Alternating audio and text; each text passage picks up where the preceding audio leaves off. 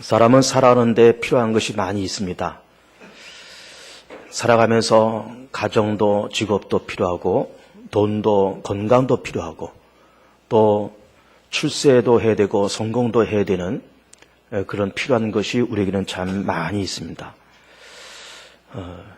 그런데 우리 사람에게 가장 필요한 것이 뭐냐라고 하는 한 가지의 문제를 꺼내놓는다 그러면은 그것은 바로 우리 인간의 죄의 문제를 어떻게 처리할 거냐라고 하는 것이 우리에게는 가장 시급하고 중요한 문제라 이렇게 볼 수가 있습니다.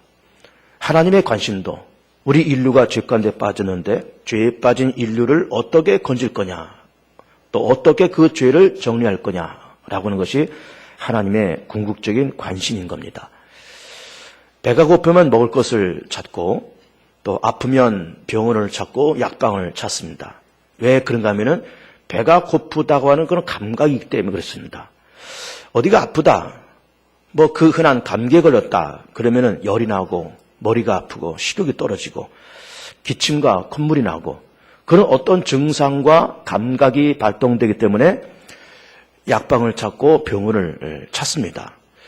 이렇게 감각이 있기 때문에 적절한 그런 조치를 취하는 것이죠.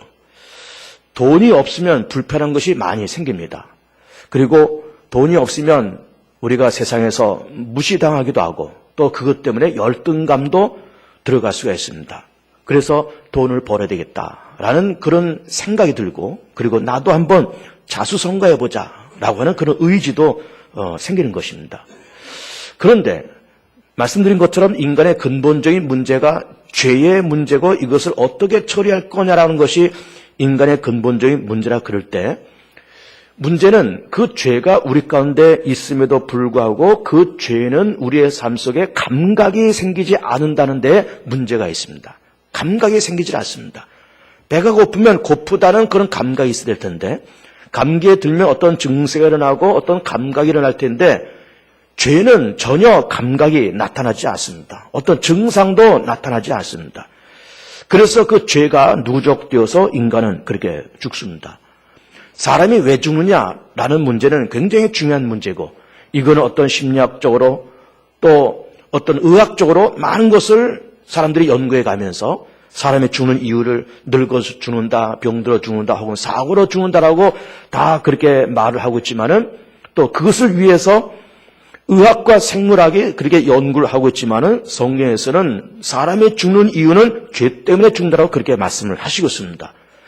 죄의 삭은 사망이다. 그러면서 모든 죄의 결과는 죽음이고 또 죽음의 이유는 죄 때문이다라고 그렇게 말씀을 하시고 있습니다. 우리는 어려서부터 학교를 다녔습니다. 국민학교를 다니고 그리고 중고등학교를 다니고 또 더러는 대학도 다니고 그렇게 우리는 오랜 동안 그렇게 학교를 다니고 공부를 해가면서 어느 교과서에서 또 어느 선생님이 사람이 죽는 이유는 죄 때문에 죽는다라고 하는 것을 적고 있는 교과서를 만난 적이 없고 그것을 말하는 선생님을 단 한 사람도 만난 적이 없습니다.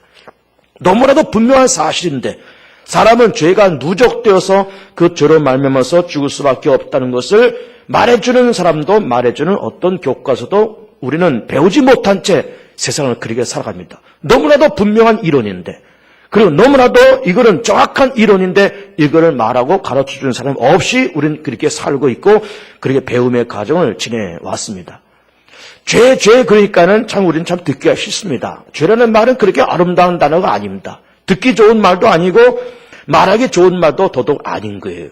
그래서 우리는 죄라 그러면은 우리는 늘 마음속에 거부감이 생기고 다 그렇지만은 죄라고 하는 것을 다시 한번 정리하면 죄는 하나님께서 우리 가운데 원하시는 분량에 도달하지 못하는 그것을 죄라고 이야기를 합니다. 하나님께서 우리에게 원하시는 분량이 있습니다. 100이면 100, 100점이면 100점. 그 100점짜리 인간을 하나님께서 원하시지만은 우리가 하나님이 원하는 그 기준에 우리는 겨우 10점도 제대로 도달하지 못하는 것이 우리의 삶의 현실이다. 이렇게 볼 수가 있습니다. 뭐 남을 해치고 뭐 굉장한 나쁜 짓을 하고 도둑질을 하고 살인을 하고 그런 끔찍한 죄를 우리는 저지르지 않았을지라도 하나님이 내게 원하시는 삶의 분량만큼 우리는 그렇게 다하지 못한 우리의 부족함, 채우지 못하는 우리의 어리석음이 우리 가운데 다 있더라 그 말이에요.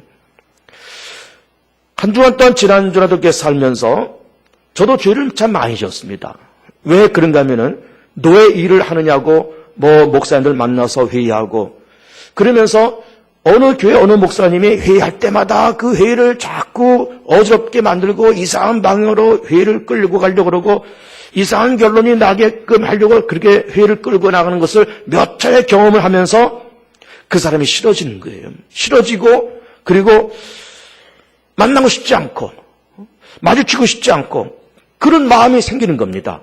아니 성경에서는 네 이웃을 네 몸처럼 사랑하라 했고 허다한 죄를 덮으라 그랬고 사랑은 허다한 죄를 덮는다 그랬지만은 우리는 이 땅을 살아오면서 우리가 하나님께서 원하시는 그런 삶의 분량에 도달하지 못하면서 우리는 그렇게 살아오는 거예요.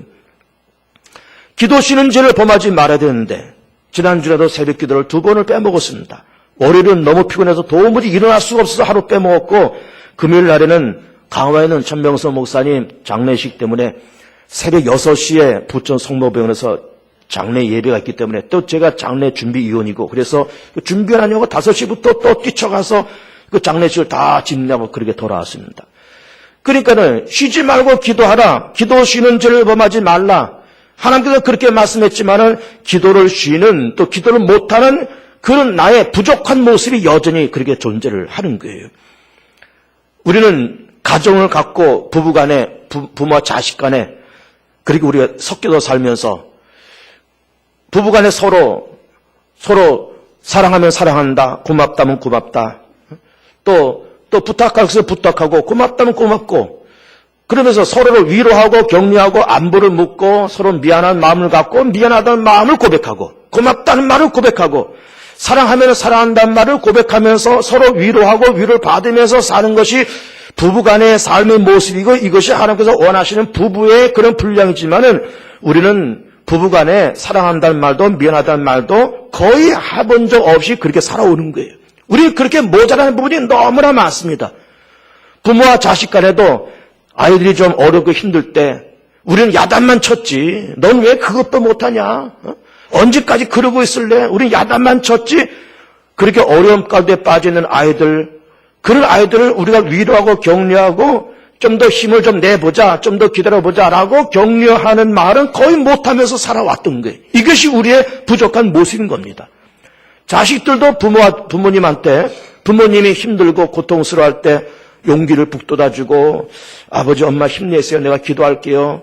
우리 또다시 시작해봐요. 하나님이 우리와 함께 하시잖아요. 그러면서 어려움에 빠지는 부모한테 용기와 힘을 준 적이 별로 없는 거예요.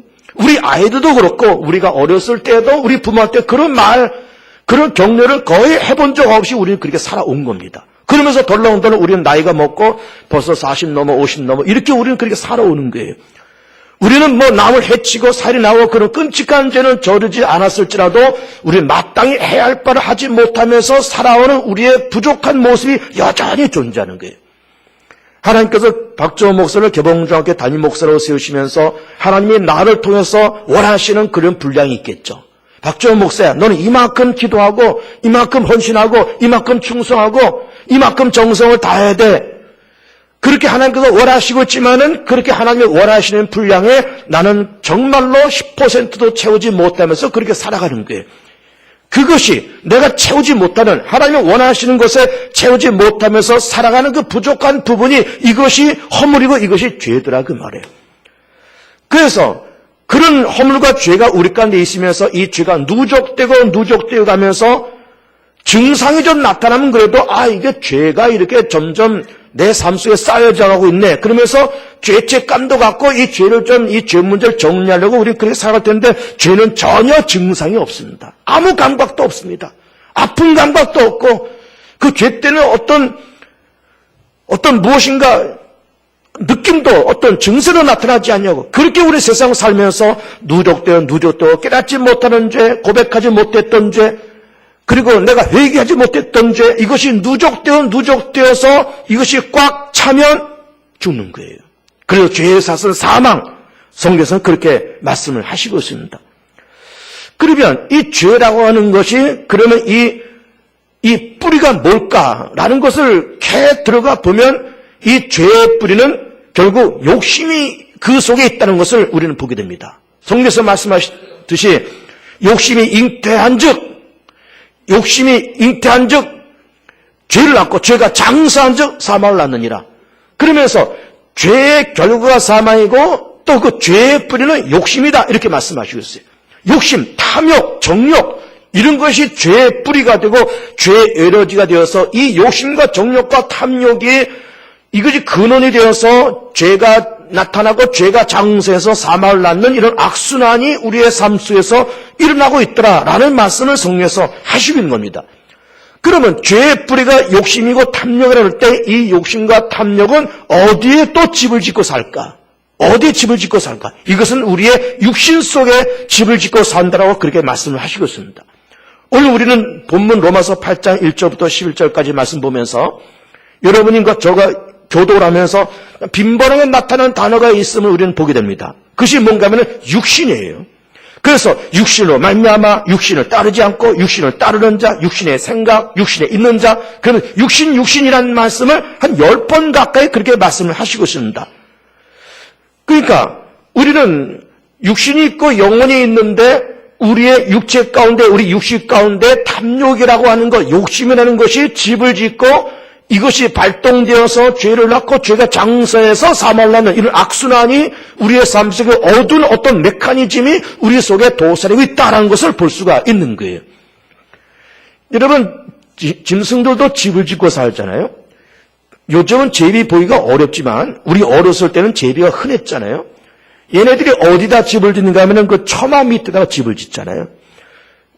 거기다 집을 짓습니다. 처마 밑. 안전하고 비를 맞지 않으니까는 거기다 집을 짓는 거예요. 곰들은 땅을 파서 땅 속에 집을 짓고 거기서 살고 거기서 겨울잠을 자는 겁니다. 그러니까는 짐승들도 자기들이 머물 수 있는 가장 좋은, 그들이 살기에 가장 좋은 장소와 그런 환경을 택해서 집을 짓는 거예요. 탐욕도, 욕심도 자기가 살기에 가장 적절한 장소가 육신이라고 생각하니까는 육신 속에 집을 짓고 살면서 그러면서 육신을 병들게 만들고 육신을 충돌해서 죄를 짓게 만들고 육신을 충돌해서 무감각하게 만들고 그러면서 욕심이 잉태해서 죄를 얻고 죄가 장세해서 사망을 낳는 이런 죄의 어떤 연결고리, 어떤 메커니즘이 우리 속에 들어있다라는 것을 성경에서 말씀을 하시는 겁니다. 그러면서 오늘 우리는 본문을 이해하기 위해서 영과 육에 대한 이야기 좀 하려고 합니다. 우리 사람을 둘로 나눌 때 우리는 육신이 있고 또 영도 존재합니다. 우리 육은 이 만져지는 이런 피부, 고깃덩어리, 그리고 우리 속에는 어떤 오장육부, 그리고 혈액, 신경망, 이거 다 육신이지 않습니까? 이 육신은 생각도 정서와 기분도 육신이라고 말씀드렸습니다. 기분 나쁘다, 좋다, 마음에 든다, 안 든다, 어떤 열등감과 어떤 거짓된 자부감 이런 것도 다 육신이에요. 기분이 아닙니까? 생각도 그렇습니다. 생각과 기분, 감정도 그래요. 좋다 싫다, 마음에 든다 안 든다 이런 감정과 기분도 전부 다 육신입니다. 이 육신이 우리 가운데 있는데 성경에서 이 육신을 하나님께서 태초에 만드실 때 흙으로 만드셨다고 말씀을 하시고 있어요. 흙으로 사람을 빚어서 그 코에 생기를 불어넣어서 생명이 됐다는 말씀을 하시고 있습니다.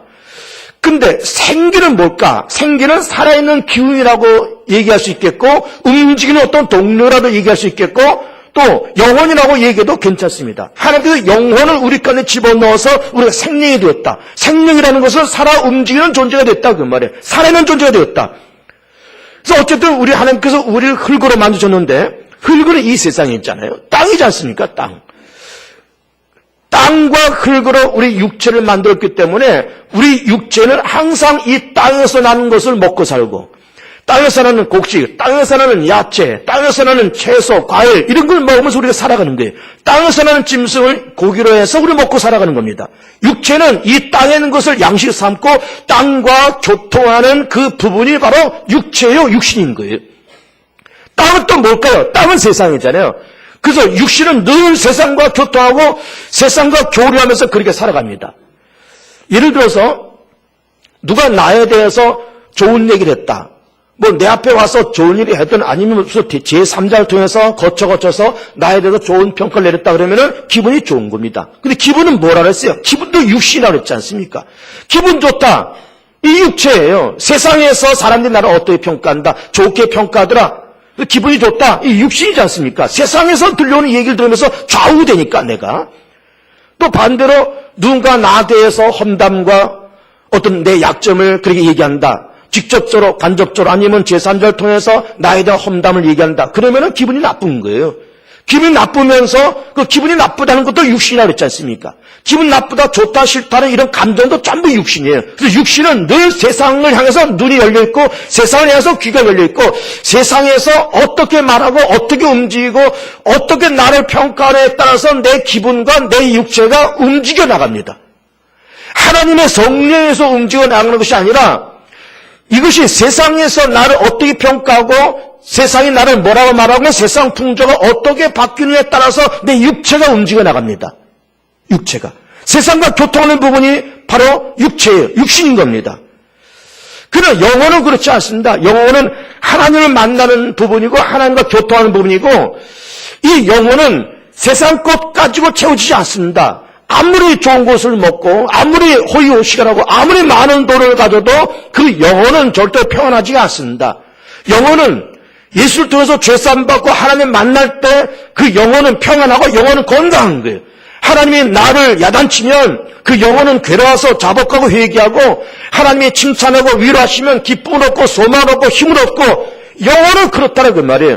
그러나 육체는 그렇지 않습니다. 육체는 좋은 것 먹으면 기분 좋고 누가 나를 칭찬하면 기분 좋고 그 육체는 늘 세상을 향해서 귀가 열렸고 감각이 열렸지만 영혼은 세상을 향해서 감각이 열려있는 것이 아니라 하나님을 향해서 감각이 열려 있습니다. 이런 짐승들에게는 영혼이 없잖아요.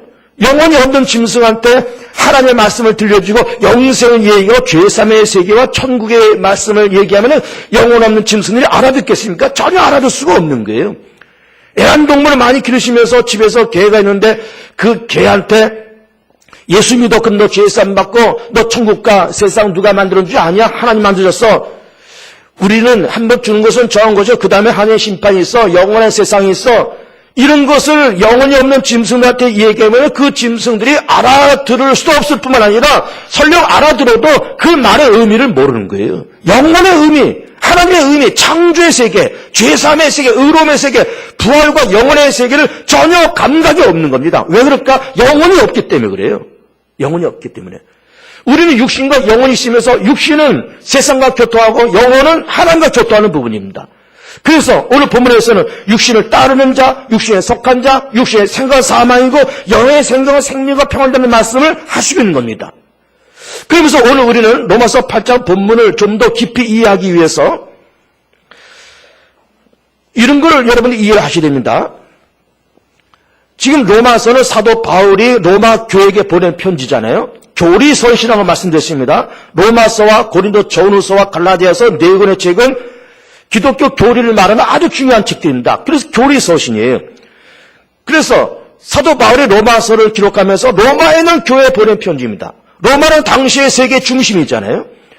그러면서 그 로마 교회는 두 부류의 사람들이 있다고 볼 수 있는 거예요. 첫째는 그 당시 이방인들, 로마 이방인들, 로마 사람들, 그 로마 사람들이지만은 세계 중심에 있는 그런 사람들이지만은 유대인 입장에서 볼 때는 이방인들이잖아요. 그 이방인들이 로마 교회에 모여들었다라고 보시는 것이고 또 디아스포라들, 이렇게 흩어져 있는 세계 각지로 흩어져 있는 유대인들 디아스포라라 얘기하고 그 디아스포라들이 로마 교회에 들어와서 그렇게 그 믿음의 공동체를 이뤘다고 보시는 겁니다. 이 두 부류의 사람들이 있으면서 두 부류의 사람들이 서로 출신도 다르고 문화는 다르지만은 그는 이 두 부류의 사람들을 지배하는 어떤 정신적인 문화가 있다고 보는 겁니다. 어떤 문화가 존재할까? 우리가 아는 것처럼 유대인들에게는 율법의 문화가 지배하는 거예요. 유대인들에게는 모세의 율법을 철저히 지키지 않습니까? 그리고 그 율법으로 의롭게 된다고 믿고 있었고 율법대로 살아야 된다고 믿고 있지 않았습니까? 율법이 그들의 삶의 질서요, 삶의 전부요. 율법이 그들의 삶의 문화고 삶의 정신이고 또 삶의 지표고 또 삶의 방법이고 법이고 다 그런 것 아닙니까? 율법의 지배를 받으면서 사는 사람들이 유대인이고 디아스포라도 마찬가지인 거예요. 로마 사람들은 로마는 정치와 법이 발달된 나라 아닙니까? 그래서 로마의 정치와 로마 법이 그 로마 사회를 지배하는 어떤 정신 문화요 하나의 시대의 풍조라고도 볼 수 있는 겁니다. 그런 풍조가 지배하고 있습니다. 그러면 당시 예수님 당시 2000년 전이니까 2000년 전에는 유대인들에게는 율법이 지배하고 있고 로마 사람들은 로마의 법과 로마의 정치가 지배했다고 이렇게 얘기하고 있지만은 그러면 현대를 살아가는 20세기와 21세기를 살아가는 우리 현대인들에게 우리 대한민국을 비롯한 모든 세계인들을 지배하는 어떤 정신문화와 세상 풍조는 뭘까라고 할 때 거기에는 세 가지가 존재합니다. 첫째는 경제력이고 두 번째는 스펙이고 세 번째는 외모예요. 이것이 우리 현대인들의 특별히 젊은 사람들의 사고방식을 주관하는 이 세상의 세상 풍조와 어떤 정신세계를 사로잡는 어떤 문화하고 하나의 트렌드로서 이 땅에 자리 잡은 겁니다. 이 땅에. 과거에는 불과 10년 전만 해도 외모는 능력을 했습니다. 외모는 능력. 물론 외모란 것이 좋기는 좋은 겁니다. 기왕이면은 좀 키도 후리후리 크고 예쁘고 오목조목하게 생기고 남자 같으면 좀 우락부락하게 생기고 뭐 근육질의 남자 그런 다 보기 좋은 것이고 외모는 능력이라 그렇게 말하는 적이 있었는데 요즘은 이 능력이 한 단계 발전되어서 뭐라고까지 얘기하는가 하면 외모는 권력이다라까지 얘기하는 거고 외모는 권력이다. 그 외모가 권력이 되어버렸습니다. 그 권력이라는 것이 뭐예요? 하나의 세계를 지배하는 힘인 겁니다. 힘인 거예요. 최근 연예계에서 무슨 말거리 나오는가 하면은 남자들이 키가 180이 되지 못하면 루저다 이런 말거리 나왔습니다. 여기 루저들이 많이 앉아 계세요. 저를 비롯해서. 많이 앉아 계십니다. 그러니까 벌써 그런 시대 풍조와 정신문화가 이 세상을 지배하고 있습니다. 그래서 물론 뭐 외모를 열심히 따지는 것이 절대로 나쁜 것은 아니지만은 그것이 우리 젊은 사람들을 지배하고 있는 특별히 이 현대인들을 지배하고 있는 어떤 세상 풍조와 세상 문화가 이미 됐다 이거예요. 경제력도 마찬가지. 경제력도. 부모의 재산이 얼마큼이냐 저 사람의 재산이 얼마냐 이게 그 사람의 능력과 또 그 사람의 어떤 위치가 되어버리고 이것이 하나의 힘과 권세가 되어버렸습니다. 그 사람의 경제력 그 사람의 재력이 능력이 되어버렸습니다. 권세가 되어버렸습니다. 그리고 스펙이 이 사회의 하나의 정신문화가 이미 되었습니다. 스펙, 어떤 이력이라는 거거든요. 이력. 그 이력이 또한 한 사람을 평가하는 어떤 시대 풍조와 정신문화가 이미 되었습니다. 그것이 이미 세상을 지배하고 있습니다. 요즘 우리 20대 젊은이들이 태반이 백수 아닙니까? 그래서 이태백이라는 말이 생겼잖아요. 20대 태반이 백수예요. 그러면 이 사람들이 왜 그러면 젊은 사람들이 직장 없이 일도 없이 그냥 이렇게 우왕좌왕할까? 그 우리나라에 그렇게 일할 자리가 없어서 그럴까? 라고 그렇게 의문을 갖지만은 사실은 우리나라는 일자리가 널려 있습니다. 널려 있고 이미 중소기업에는 사람을 못 구해서 야단이고 인력은 아니에요. 인력은. 사람을 못 구해서 야단인 거예요. 그런데 왜 그러면 젊은 사람들이 일자리가 널려있고 중소기업에서는 사람 못 구해서 야단인데 왜 그러면 일자리 없어서 그렇게 방황하고 이태백들이 다 되었을까? 그 이유는 자기 스펙을 관리하기 위해서 스펙도 능력이고 스펙도 권력이니까 이제는 그래도 뭐 삼성, 현대, 뭐 LG 그리고 뭐 SK, 포스코, 한전 뭐 이런 데 굵직굵직하는 회사에 들어가야 그래서 명함에다 딱 해서 뭐 LG 뭐 어느 상사 뭐 대리 아무개 뭐 SK 뭐 대리 아무개 뭐 이렇게 명함에 박아가지고 다녀야 그래도 이게 좀 폼이 나지 이름 없는 어떤 지방 도시에 이름 없는 중소기업의 뭐 대리 이래가지고는 이게 전혀 얼굴도 안 쓰고 이게 전혀 스펙이 안 된다 이 말이에요. 스펙이 안 됩니다. 그러니까는 지금 이 오늘날 이 현대의 이 젊은 사람을 비롯해서 우리나라를 비롯해서 모든 자본주의 국가를 지배하는 어떤 정신사조와 시대의 문화는 경제력과 스펙과 외모인 거예요. 이것이 그 사회를 뒤덮고 있는 겁니다. 뒤덮고 있습니다. 근데 문제는 유대인들은 율법이 지배하고 있고 로마 사람들은 정치와 법이 지배하고 있고 현대는 경제력과 스펙과 외모가 시대를 지배하는 정신문화여 하나의 시대의 풍조지만 거기는 결정적인 약점이 있습니다. 무슨 약점이 존재할까? 그것은 전혀 그런 것은 우리 사람을 죄와 사함에서 건질 능력 면에서는 무능하다 이게. 사람을 구원할 능력이 없다 이 말이에요. 그 말씀이 어디 있는가 하면은 3절 말씀에 그 말씀이 있습니다. 율법이 육신을 말미암아 연약하여 할 수 없는 그것. 율법, 유대인들을 사로잡는 정신문화입니다. 그런데 그 율법은 연약하여서 할 수 없는 그것. 뭘 할 수 없다는 겁니까? 율법은 전혀 사람을 구원할 능력이 없다 이 말이에요. 로마의 법과 정치와 제도가 훌륭하고 뛰어난 건 사실이지만 사람을 죄와 사망에서 건지는 데는 전혀 능력이 없다 이 말이에요. 지금 현대인들을 사로잡는 젊은 사람을 사로잡는 경제력과 스펙과 외모가 현대의 풍조지만 그것이 사람을 죄에서 구원하고 사망에서 건지는 데는 전혀 무능하다 이거예요. 그 전혀 할 수가 없더라 이 말이에요. 하나님이 이 땅을 불쌍히 여기시면서 독생자를 보내시고 예수께서 우리 허물과 죄를 담당하시고 십자가 죽으심과 부활과 또 우리가 예수를 내 생명의 주님을 믿고 영접하고 그러면서 하나님을 내가 예수를 믿고 영접하면서 구원받아서 예수를 통해서 구원받고 하나님을 알면서 구원받는 것이지 그런 어떤 경제력과 스펙과 외모가 이 사회를 뒤덮는 하나의 정신 문화가 될 수는 있었지만 그것이 사람을 구원할 수는 없더라 이 말이에요. 그 말씀을 하고 있는 겁니다. 그 구원할 수 없더라. 자, 오늘 사실 로마서 8장 1절부터 11절까지 말씀을 보면서 사실 오늘 본문에 아직 깊숙이 들어가진 않았습니다. 일단 세 가지 문제를 여러분들께 제공을 해드린 겁니다. 우리 사람에게 근본적인 문제는 죄다. 그런데 이 죄는 감각이 없다. 그래서 이 감각이 없는 것이 누적되어서 사람은 죽는다. 사람이 죽는 이유가 뭐냐? 죄 때문에 그렇다. 그럼 죄의 뿌리는 또 뭐냐? 탐욕과 욕심이다. 또 탐욕과 욕심은 어디에 집을 짓고 살았냐? 육신에 집을 짓고 살아간다.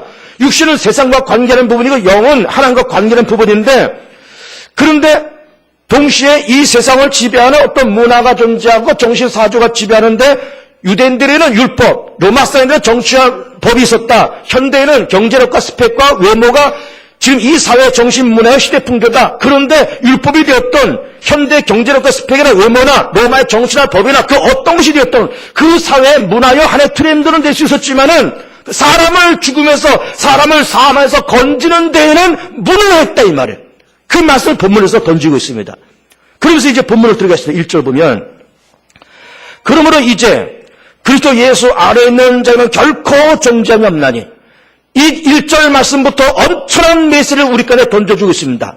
우리가 죽을 수밖에 없는 죄인이지만 예수 안에 있으면 하나님의 존재를 깨닫고 내가 죄인한 사실을 알면서 하나님의 아들 예수가 이 땅에서 나와 모든 사람들의 허물과 죄를 담당하시고 십자가에서 죽으시고 부활하시는 이런 과정을 통해서 우리가 죄산 받고 예수님을 내 심령 속에 모시고 영접하고 그리고 하나님을 내가 아버지가 그렇게 부르면서 그렇게 살면서 예수님의 십자가 사건을 내가 인정하고 긍정하고 받아들이고 그 예수님의 실체, 예수 십자가의 실체 이게 하나의 로마의 사형틀이 아니고 나를 위해서 죽으신 예수님, 온 인류의 허물과 죄를 대신 담당하셔 죽으신 예수님, 그리고 다시 부활하신 예수, 그 예수를 알고 십자가 사건을 그 실체를 이해하고 동의하고 긍정할 때 우리에게는 결코 뭐가 없더라? 정죄가 없다는 거죠.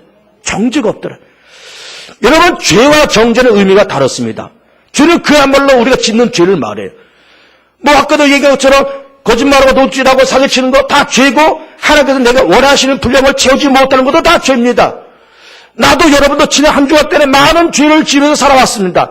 하나님 원하시는 분량만큼 우리가 다 감당하지 못하면서 그렇게 살아왔어요.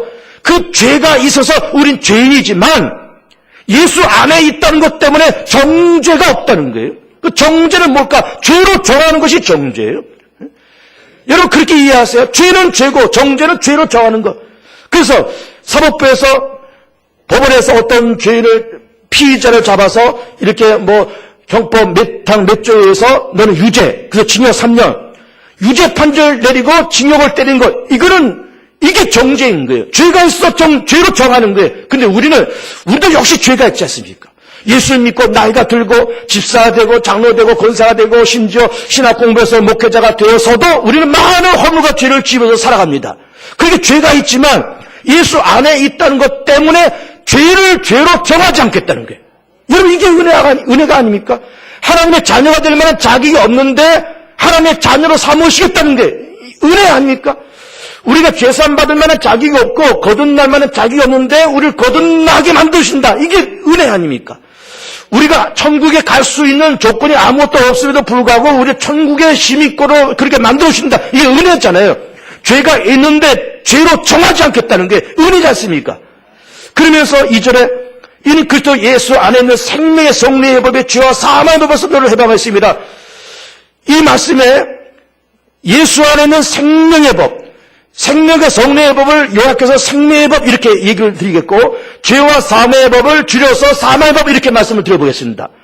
그럼 전반부에는 생명의 법, 후반부에는 사망의 법. 전혀 개념이 다르잖아요. 생명의 법은 살리는 법이고 사망의 법은 죽이는 거잖아요. 그런데 우리가 다 죽음의 법, 죽는 법에 이미 걸렸었다고 말씀드리는 겁니다. 경제력도 있고 스펙도 있고 외모도 있는데 이것이 죽을 몸에서 건질 능력이 없다 그랬잖아요. 그리고 여기서 사망의 법은 더 나아서 뭘 얘기할까요? 율법을 얘기합니다. 율법을 알면서 율법을 깨달으면서 사람이 점점 의롭게 되는 것이 아니라 율법을 깨달아갈수록 더욱더 내가 죄인한 사실이 발견되고 율법을 알아갈수록 더더욱 우리는 죽을 수밖에 없는 죄인한 사실을 깨닫게 되는 거예요. 예를 들어서 우리가 계명 가운데 제4계명의 안식일을 기억하여 그날을 거룩하여 지키라고 말씀하고 계세요. 그러면 아니 그 계명 가만히 듣다 보니까는 우리는 안식일을 주일과 같은 개념이라고 본다 그러면은 우리는 그런 계명이 없으면 뭐 주일 어겨도 괜찮고 뭐 주일날 딴짓을 하고 돌아다녀도 괜찮고 왜? 그런 계명이 없으니까 그런 법이 없으니까 법이 없으면은 걸릴 일도 없잖아요.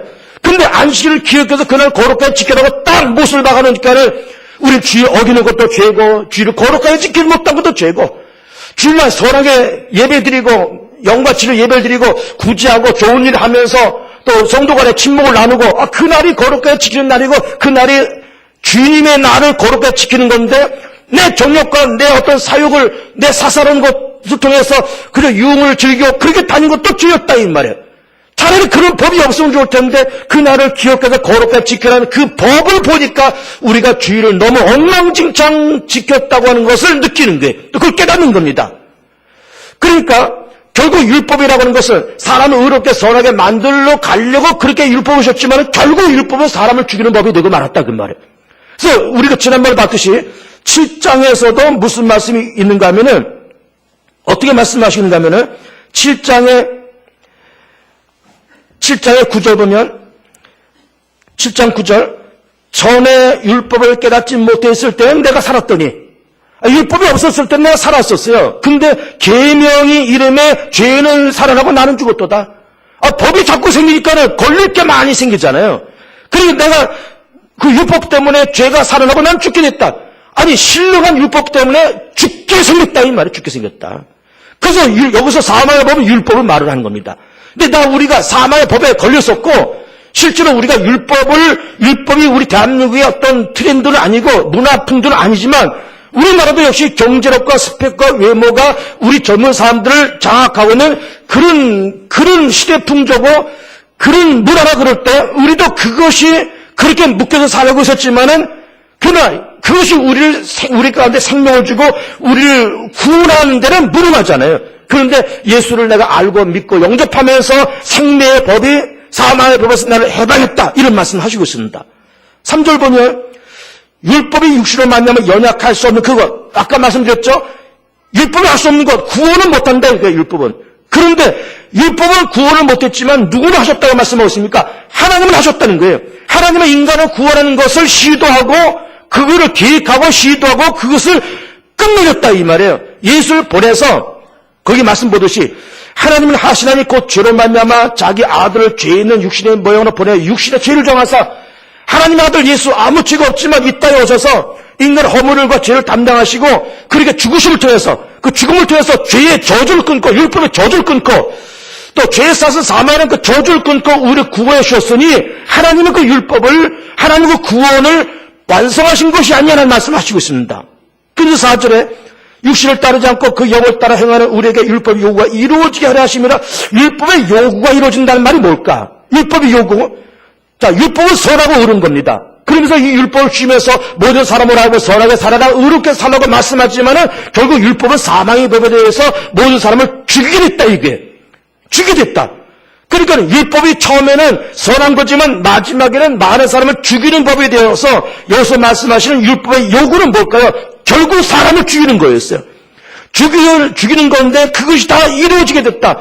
이루어졌다는 말은 뭘까요? 사람이 율법 앞에서 죽을 수밖에 없지만 하나님의 아들이 대신 죽음을 통해서 이제 율법의 요구가 이루어졌다. 그래서 5절에 육신을 따른 자는 육신의 일을, 영을 따른 자는 영의 일을 생각하나니 육신의 생은 사망, 영의 생은 생명과 평안이라.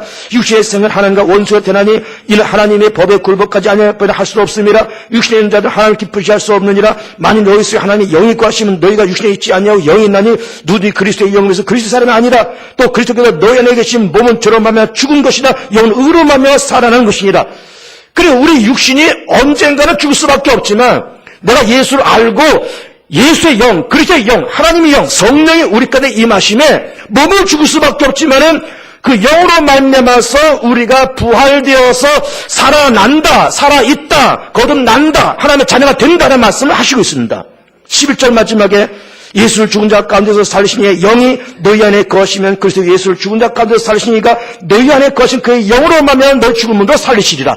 그 하나님의 영인 그리스도의 영인 하나님의 영, 성령이 십자가에서 죽은 그리스도 안에 들어가서 그리스도도 살려냈는데 그 살려낸 성령이 우리 안에도 임하셔서 우리도 언젠가나 죽을 수밖에 없잖아요. 죽을 몸도 죽을 우리 인생도 살려서 거듭나게 만들어서 부활되어서 하나님 나라 들어서 영생을 누리게 된다. 그것이 무엇으로 만났느냐? 성령으로 만났는다. 또 그것을 어떻게 가능하냐? 예수 우리 위해서 십자가로 죽으셨기 때문에 그렇다. 우리가 죄 같지만 예수 안에 있으면 정죄가 없다. 그러면서 율법은 사람을 죽이는 법이지만 예수는 생명의 법이고 살리는 법이기 때문에 예수 안에서 모든 사람이 살 수 있고 죄사함 받을 수 있고 예수를 통해서 생명의 길을 걸어갈 수 있다.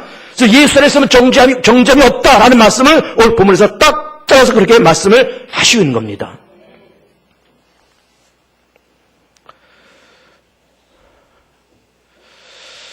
우리는 신앙생활을 해가면서 신앙생활이라고 하는 것이 열심히 교회 다니고 기도 생활하고 직분 감당하고 이렇게 하는 것이 신앙생활이겠죠.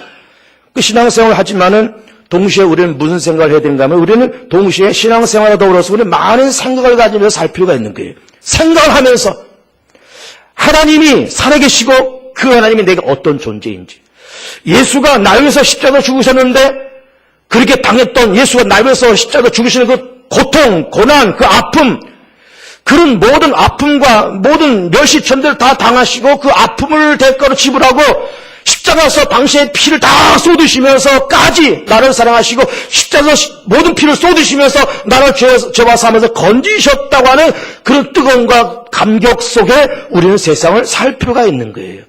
그 감격을 갖고 목사 일을 하고 그 감격을 갖고 우리 항전 직분을 감당하고 그 감격을 갖고 구역장 교사의 노릇을 감당하고 그 감격을 갖고 우리가 예배를 드리고 그 감격을 갖고 세상을 살아갈 때 날마다 승리하고 하나님께서 함께 하신 역사 분명히 있게 될 것을 믿습니다.